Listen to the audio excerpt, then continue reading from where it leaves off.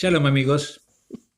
Bueno, hoy estamos en esta segunda para allá, en la segunda sección de la Torá, de este nuevo ciclo de comentarios a partir de la lectura de la Torá, y este se llama Noaj, Noé. Noaj es en hebreo. Es el segundo libro, la segunda sección, como les decía, continúa a Bereshit, a Génesis, que lo vimos, a Bereshit que vimos la primera para allá la semana pasada. Y esta es la segunda, que ocupa desde el capítulo 6 del 6:9 al capítulo 11. Eh, bueno, el relato de esta sección registra dos eventos bíblicos trascendentales. Uno es el del diluvio universal y el otro es el de la Torre de Babel. En el del diluvio, en hebreo se dice Mabul, Dios dispone de un hombre, de Noaj y de su familia, como instrumento para implementar una suerte de reinicio general de la vida sobre la superficie de la Tierra. O sea, esto no, el Mabul, el diluvio, como se imaginarán, no afectaba a los pescados que ya viven en el agua, era solamente sobre los, en serio, ¿no? Sobre los que están sobre la Tierra. Aves, mamíferos, reptiles, seres humanos, todos. Eh, Al considerar Dios como un fracaso, el experimento humano en las 10 generaciones anteriores que siguieron a la primera pareja, al final no, en los primeros versículos del capítulo 6, que todavía no forman parte de esta para allá, sino que termina en la anterior, la de Bereshit, parecería que estuviera decidido a dar por finalizado el proyecto hombre, digamos, ¿no? El proyecto de humanidad. Eh, y habla de una destrucción generalizada de la Torah. Sin embargo, antes de proceder a ejecutar esa destrucción, encuentro que hay un Señor recto, solamente uno, justo en su generación, dice la Torah, persona lo suficientemente rescatable como para dar una segunda oportunidad a los seres humanos. Bueno, me voy a presentar, hoy tengo a Lucía, una amiga de hace unos cuantos años, que nos va a ayudar con algún comentario. Muchas gracias por estar aquí, Gracias Lucía. a ti por invitarme. Bueno, Noaj en hebreo significa cómodo, y algo de esta actitud deja entrever nuestro relato que tenemos hoy, porque si bien la Torah lo considera tzadik, tzadik es justo, eh, viene de tzedek, tzedek es justicia. También la Torá llama justo a un patriarca, a uno de los patriarcas, que es Yosef, José, el hijo de Jacob. También se lo considera justo. Pero aquí agrega algo más, aquí pone justo en su generación. Y esto fue interpretado por algunos como que tal condición se debía a la comparación con la perversión de las demás personas, de los demás, ¿no? O sea, en medio de la perversión generalizada, él destacaba como justo. Pero esto también indicaría que en otra época, como fue posteriormente la de Abraham o la de Moshe, por ejemplo, Dios se lo hubiera pensado muy mucho antes de elegirlo para una misión de importancia, ¿no? Es como infravalorarlo. Pero bueno, lo cierto es que Noah, sea como fuera, fue el responsable de una tarea gigantesca, y es el mismo texto el que nos ofrece señales de ello. Por ejemplo, al arca en la Torá se lo denomina Teibá, que en hebreo es caja. Por ejemplo, Teibat Doar, modernamente en hebreo es buzón, que es caja de correo, se dice, ¿no? Y esta palabra solo aparece solamente una vez más en la Torá, o sea, aparece dos veces nada más en la Torá. Una es aquí y la otra cuando se llama Teibá a la cesta que Miriam depositó en las aguas del Nilo para salvarlo a su hermano Moshe de la persecución del faraón, ¿no? Que había dado la orden de matar a todos los hijos varones de los israelitas. Eh, ¿Qué nos quiere decir esta identificación entre Noah y Moshe, ¿no? Y Moisés?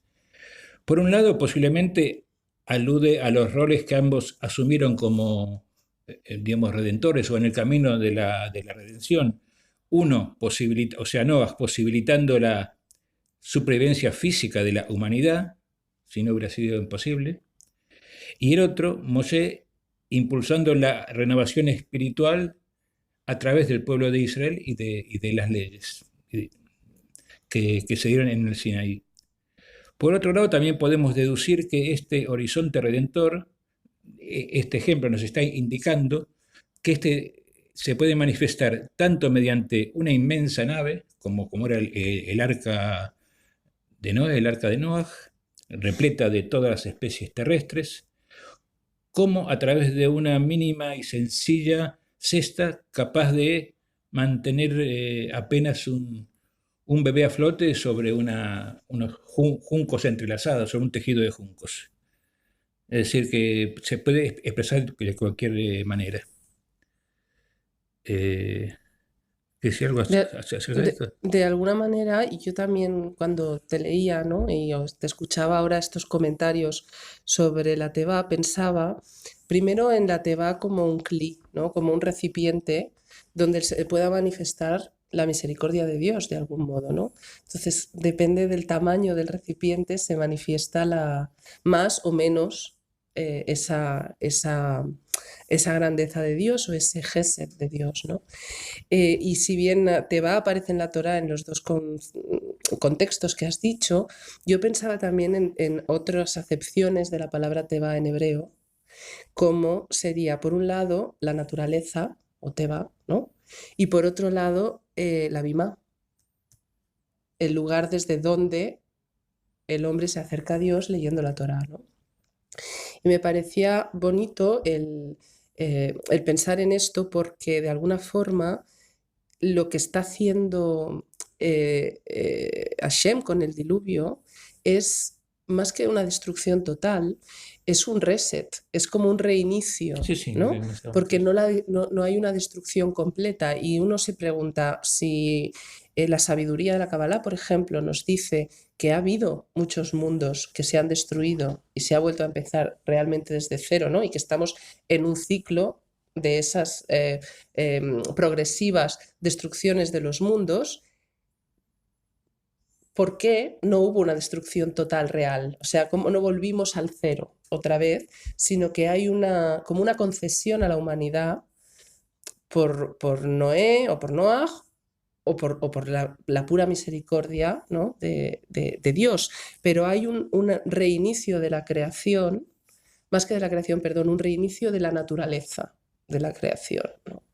Más que crear de nuevo, se reinicia algo ya creado y a través de una teba, de un recipiente donde esa misericordia de Dios se puede reflejar, ¿no? Y yo pensaba en eso, pensaba en cómo el arca simboliza de alguna forma toda la parte de los seres vivos dentro de la creación, porque el resto de la creación ahí estaba, debajo Sí, de sí, las aguas, pero ahí estaba, ¿no? Y bueno, me parecía interesante la palabra. sí, sí. Muchas gracias, está muy bien. Bueno, No sé. en el versículo 6-9 dice un poco lo que comentábamos antes: Noaj era varón justo y perfecto entre sus contemporáneos, Noaj andaba con Dios. Y en el 7:5 dice: Noaj hizo todo lo que le ordenó el Eterno. O sea, queda claro que Noaj era muy obediente. La Torah es la que nos informa de esto.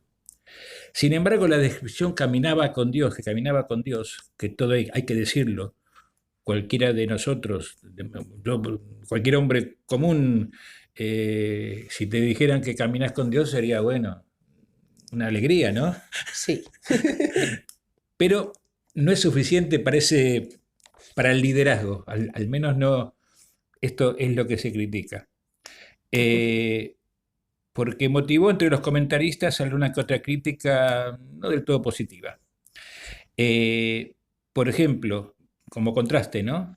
Tenemos que Dios en Bereshit, en Génesis 17:1, le dice a Abraham: camina delante de mí. Es decir, una cosa es caminar con Dios y otra muy distinta es caminar delante de Delante de Dios. Dios. En el 32:28 también del Génesis de Bereshit, el enviado divino, después de una prolongada lucha nocturna, le dice a Jacob, Ya no será tu nombre Jacob, sino Israel, porque has luchado con Dios y con los hombres y has prevalecido. Es decir, aquí no es solo caminar delante de Dios, es luchar con Dios, que le está diciendo, ¿no? O sea, eran gente echada para adelante. En ambos ejemplos se percibe que Dios buscó un perfil añadido diferente al de Noaj, cuando 10 generaciones más tarde fichó a los patriarcas, ¿no? Esta nueva característica fue bueno, queda claro, la de la iniciativa personal, parece eso, ¿no? Incluyendo un tono algo Importante. respondón, ¿eh? En mi opinión, muy importante. Yo siempre estoy con este tema de Incluyendo un tú lo tono sabes. algo respondón cuando uno no está de acuerdo con algo, ¿no? Es como se dice en hebreo, con un poco de chutzpah. Chutzpah es como atrevimiento, sí, que a veces puede parecer insolencia y a veces lo es, ¿no? A veces. Pero ¿No? una chutzpah ¿Eh? a tiempo, Claro, a veces una chutzpah a tiempo puede reparar unas cuantas cosas. exacto. Un claro ejemplo de esto lo encontramos en el cuestionamiento de Abraham ante Dios, cuando Dios le dice que va a destruir Sodoma y Gomorra, ¿no? Esto también en el Génesis, en el 18:23, en el 27, dice literalmente, y se acercó a Abraham y dijo, ¿destruirás también al justo con el impío? Bueno, y por no extendernos con las veces que Moshe tuvo alguna discusión con Dios, que también tuvo Moshe sus más y sus menos con el Altísimo, ¿no? En la parashá de hoy, por el contrario, Dios le comunica a Noah que morirá en el diluvio toda la humanidad excepto él y su familia. Y Noah se pone a construir el arca, sin decir ni pío, nada, ni una palabra. Bueno, total, que el gran diluvio se produjo y sobrevivieron efectivamente Noé, la familia y, por supuesto, una pareja de animales de cada especie. Eh, En esta ocasión fue una gesta individual, en la medida que gracias a los méritos y la característica de la vida de una persona, de una sola persona de Noah, Dios habilitó un poco lo que decía antes, ¿no? La supervivencia humana y la posibilidad de mejoramiento futuro de la humanidad. Sin embargo, esta segunda oportunidad de despertar la conciencia del mundo, la primera, como dijimos, fue con Adán y Eva, se vio ensombrecida en generaciones posteriores a Noah, cuando el hombre decide equipararse a Dios a través de una obra monumental que tenía por objetivo borrar la distinción entre el cielo y la tierra. Ya todos saben, esto es la Torre de Babel. Dios toma cartas en el asunto y decide interrumpir ese proceso negativo introduciendo la confusión de lenguas de modo tal que los constructores no pudieran entenderse entre sí y se vieran obligados a abandonar el proyecto. No por casualidad, Babel tiene que ver con la palabra hebrea bilbul, que es confusión, o sea, es confundir una cosa con otra. Indirectamente es como si el Señor les hubiera dicho, miren, muchachos, en vez de perder el tiempo en una tarea tan fútil y dañina, mejor será que estudien, por ejemplo, idiomas, ya que, ya que los estimula con esto. Seguramente ese sería un buen consejo. A mí el episodio de la Torre de Babel, de entrada, ¿no? Sin darle una segunda vuelta, me causaba una cierta inquietud, digamos, intelectual o pensarlo, porque a priori yo diría, bueno, ¿qué hay de malo en querer hacer una torre que una el cielo y la tierra o que elimine la diferencia entre el cielo y la tierra, ¿no? Porque si uno se lo vuelve a plantear otra vez en clave de Tikkun universal, para eso estamos aquí, para, Tikkun es reparación sí, universal. gracias, para como volver a unir el cielo y la tierra. Al final se trata de la unidad entre los seres humanos y la unidad con Dios, ¿no? O la unicidad con Dios. Entonces, claro, decía, bueno, claro, obviamente ahí hay Hashem interviene y lo intenta evitar, ¿no? Generando la confusión del el bilbul este de Babel, De lengua, sí.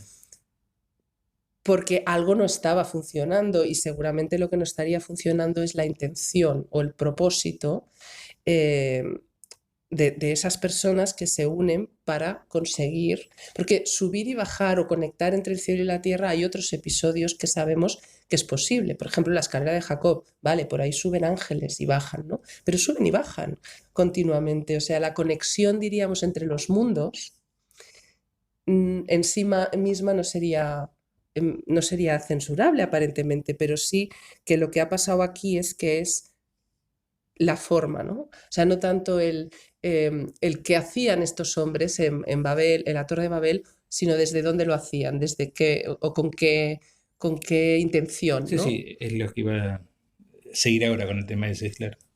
Es Bueno, decir, pues siga usted, caballero. el caso es que como suele suceder más a menudo de lo deseable, digamos, el ser humano vuelve a defraudar al Eterno y a sí mismo, puesto que en lugar de intentar mejorar la convivencia y el mundo en general, su primera empresa importante, después del diluvio, es intentar emular a Dios, pero por el camino equivocado, lo que tú decías ahora, Ujú. que es el camino del poder. Ese es el camino equivocado. Lo que nos enseñan la Torá y los profetas de Israel más tarde es que encontraremos en el comportamiento, en la relación con el prójimo, el ámbito donde se pone a prueba la proximidad del cielo, esa conexión que tú decías, ¿no? No en las construcciones monumentales, por más bellas y altas que fueran, como era el caso de la Torre de Babel, que tan solo representan una vana demostración de poder, un poder que además normalmente es ejercido por algún tirano y sojuzgando mano de obra esclava. Es decir, eh, el modelo Babel es un modelo, diríamos en lenguaje moderno, totalitario. Es Ok. un lenguaje en donde no hay libertad. Bueno, será por este fracaso de Babel que el Señor, Hashem, 10 generaciones más tarde aún, como decíamos antes, decide cambiar de método y busca una persona, decide buscar personas con más iniciativa que Noah, eso sí, para que a través de sus descendientes fuera posible mejorar la humanidad. Esa persona, efectivamente, fue Abraham, pero esto en el próximo capítulo. En el próximo capítulo. Bueno, no, Abraham es la parasha que viene, la siguiente parasha, la semana que viene. Bueno, Con respecto al siguiente capítulo, claro, eso es el otro pacto, ¿no? sí, De sí, alguna manera, este Dios de Israel, que es un Dios del pacto y de la negociación, ¿no? Porque también hay otro pacto en sí, sí, esta acá con él, sí, parashá, sí, sí. que es el pacto del arco iris, el pacto que hace, en este caso, con la creación, ¿no? Y luego va a venir el pacto con Abraham, que es el pacto Con el con pueblo. el pueblo. Y, y el arco iris tiene su enigma también, ¿no? Con esos 7 colores, como 7 caminos. Es como, aparte de que es desde el momento en que Dios dice que nunca volverá a destruir a la No, humanidad, no, que no va a haber más diluvios, bueno, dice. exacto, gracias por la precisión. No va a haber más diluvios, pero da esa señal que son Sí, sí. 7, ¿no? Y como a mí me hacían pensar en las 7 esferas emocionales del ser humano, porque el agua, esta presencia del agua tan extraordinaria en esta parashá, el agua no conecta con lo emocional y es como que de alguna manera yo pensaba, como yo seguía buscando ese camino que no podíamos subir por Babel, pues a ver por dónde subimos, ¿no? Quizá nos está diciendo que una forma de acercar el cielo y la tierra es a través de la gestión o el trabajo del hombre a su nivel emocional, ¿no? A través de esas 7 sefirot emocionales que van en el arco iris, pensaba, ¿no? Y por romper una lanza, como ves, el tema de Babel me interesa bastante. Y acabando de redondear lo que decías, pensaba en lo que algo no hicieron tan mal los de la torre cuando al menos estaban unidos, ¿no? Y el propio Rashi, por eso lo quería decir, me he acordado ahora, lo dice. El propio Rashi dice que los hombres de la generación del diluvio se robaban entre sí, ¿no? Y hay una destrucción o se O sea, eso fue perjudicaban antes del diluvio. antes, se perjudicaban entre sí, pero por esa razón perecieron. Pero los segundos, la generación de la dispersión, la generación de Babel, dice Rashi, se trataban con amor y amistad entre ellos. Y, Bueno, eso y está eso bien, leí y lo pensé, celebro por Rashi, pero contradice también alguna que otra, alguno que otro Midrash que adjudica a Nimrod, ah, sí, el gestor de la Torre de Babel, y Nimrod era un rey sumamente tiránico. ciertamente. Entonces, como pasa siempre, en las interpretaciones judías tenés para todos los gustos. Te ha visto que a mí me ha interesado la de Rashi, que es más Es romántica. más lindo, sí. Me ha parecido más romántica, pero lo dice que si Dios tuvo una cierta misericordia y no destruyó la generación de Babel, es porque hablaban una sola lengua y un mismo, porque No, no, tenían, a Babel perdón, no. porque tenían un mismo propósito que entre ellos les daba paz, ¿no? La importancia de la paz y todo esto. Pero esto es más romántico que lo que planteas de No, no, Nimrod, sí. no, está muy lindo. Me parece Ojalá hubiera bonito. sido así. Ojalá, ojalá, pero bueno, fue como fue y con eso Sí, con eso nos quedamos, Raúl. como decía un antiguo alumno del grupo, decía, yo no estuve ahí. Exacto. Bueno, Bueno, quizás sí, no lo sabemos. bueno, Te ha salido. un remarketing, ¿no? Sí. Bueno, muchas gracias y Eso. Shabbat Shalom a todos, ¿eh? Shabbat shalom. Vamos a apagar.